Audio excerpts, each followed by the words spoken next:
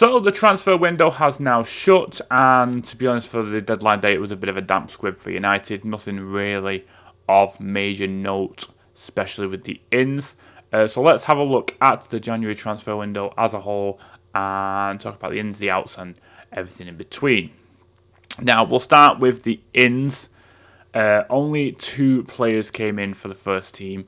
We had Patrick Dorgu come in from Lecce for a reported £25 million with a possible £4.1 million worth of add-ons.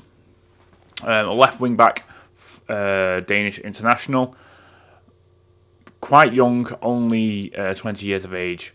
Has been playing relatively consistently for Lecce, both on left wing-back, left wing and right wing, to be fair. So, a bit of versatility, but predominantly there to play the wing-back role, I believe, anyway. A good young signing, something we definitely needed in terms of the wing-back role. I think that Dalot is looking a bit lost at the left wing-back, and it's kind of starting to show, in a sense. And it's something we need to obviously address, and we obviously have addressed with the signing of Dorgu. We also brought in Aiden Heaven, 18-year-old from Arsenal. It was only a £1.5 million compensation fee, as he is a youngster. Apparently, he will be integrated into the first team, so that's why we've added him into this. Again, options for the defensive side of things, and with we now know the ACL tear for Lisandro Martinez. Heaven might actually get some game time in the back end of the season, I would say. But we'll see what happens with him. He's obviously going to be in and around the first team straight away.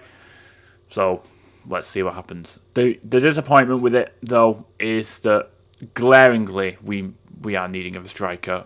Our top goal scorer is Ahmad on 6 goals. Then it's Fernandes on 5, 3 of which are penalties. And then it's Rashford, who we'll speak about in a minute. There is no goals in the team. That's Premier League goals, by the way. We're not taking into account other leagues with that kind of tally. It was kind of seen that we needed someone up front. The only person that were rumoured to be looking at, we looked at Matthias Tell, who ended up going to Spurs. The reports are suggesting that United were not willing to meet the £5 million compensation fee, or not compensation fee, the loan fee, for Matthias Tell, and there was no obligation to buy either. So there was basically buying could have had him at United for 6 months, got him back, and then put him back in their first team, and United are no better off. Subsequently, he's gone to Spurs, and there seemingly has been a fee applied as an option for $50 million for a 19-year-old who hasn't scored in 14. I wouldn't have. I think if United had done that, I'm not sure how I felt about that. Maybe I would have been a bit more happier because it would have been options. And then the only other person I've seen was Christopher Nkunku, which seemed like a non-starter in the best of times because it was seemingly like United are exploring the option, but then nothing really happened of it. Similar to what happened with Garnacho going out. Napoli were interested, Chelsea were interested, but there was never really anything that came of it. So that's kind of how I feel about them. I am worried in terms of goals going forward because we are 5th lowest, I think it is, goals scored, or joint 5th lowest with Palace, and we gave them 2 at the weekend. So it'll be interesting to see how it progresses going forward. Whether we see Chubby or Martin get some game time, because obviously there have been a few more outs on the forward line, which we will get into in a second. So it kind of opens the door for him. One injury from, I think, gives him the in to be on the bench. And it's an injury to Højlund and Xerxes, and they're not guaranteed to have injuries because they're not guaranteed to start, neither of them.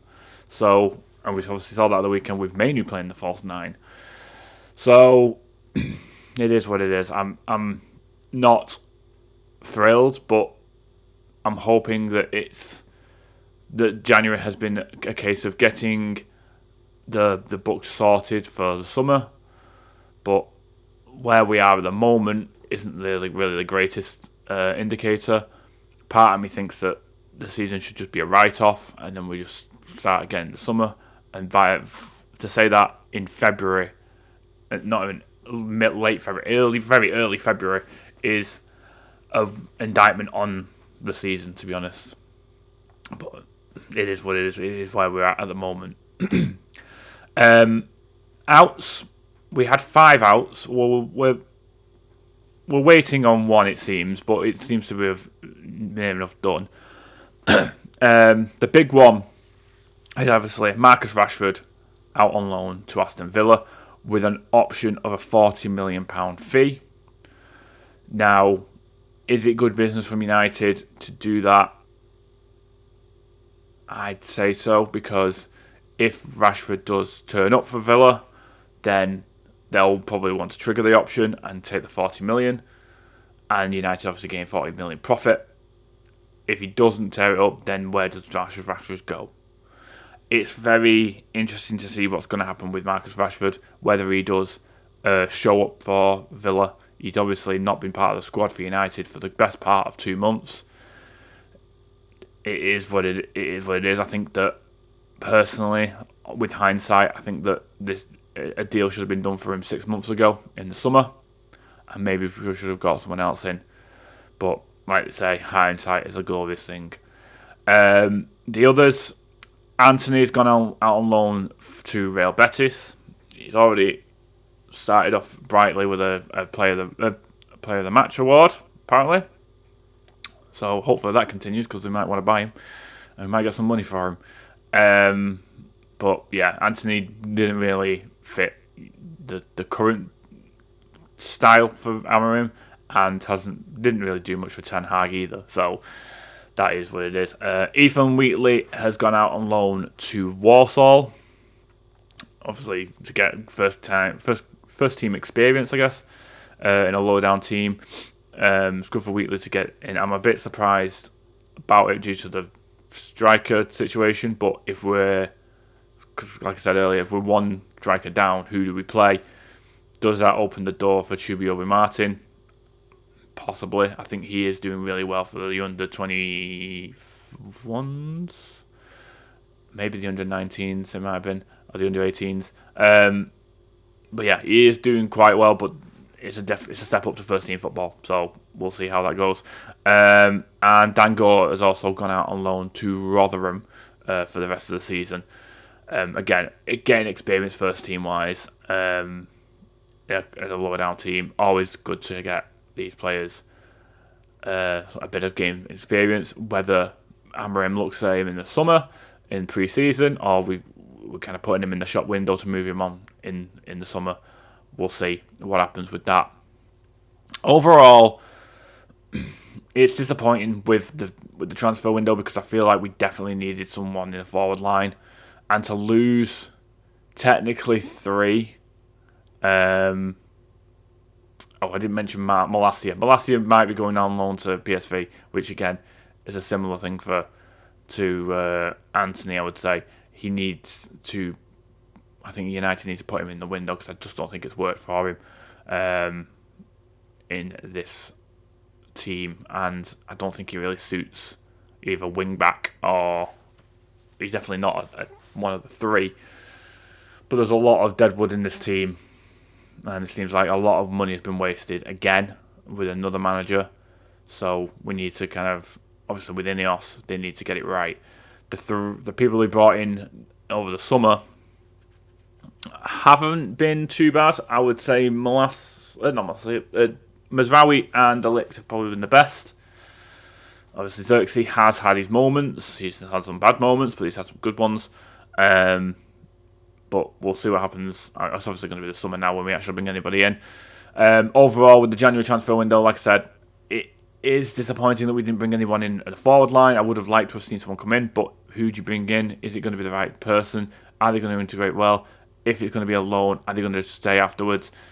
All these factors are involved, I think that doing the right business now for some of the players on the higher end, especially Rashford, for example, Anthony, they're players that you don't really see a future at United. So it is going to be interesting to see where they go from this point on. If they start playing really well, it's a positive for United because they're going to either be integrated back in or they're going to be sold on for a decent amount of money. But yeah, guys, it is a bit disappointing, but it is what it is. We have to take it on and move forward. I'm not looking forward to the rest of the season. It's feeling a little numb, and the losses are just rinse and repeat. It's the same things week in, week out. Not scoring goals, getting caught defensively, or individual errors, which can't really be accounted for by the manager, but the goal scoring aspect needs to be addressed quite heavily. But we'll see what happens in the summer. Coming up to the summer as well, by the end of the season. I am literally writing off this season, especially in the league. I don't think we're getting anywhere near the top 8, let alone the top 4.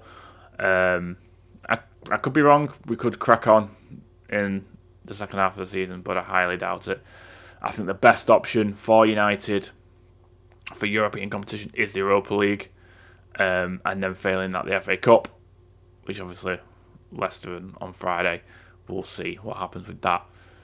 Guys, well, let me know what you think in the comments about United's January transfer window. What would you rate it on a scale of 1 to 10? I'm barely looking past a 3, if that. I think the outgoings help the rating because the incomings are very minimal. But we'll see what happens with Dorgu and Evan and how they integrate into the first team and how well they do. Like this video, guys, if you haven't. Subscribe if you're new. And until next time, take care.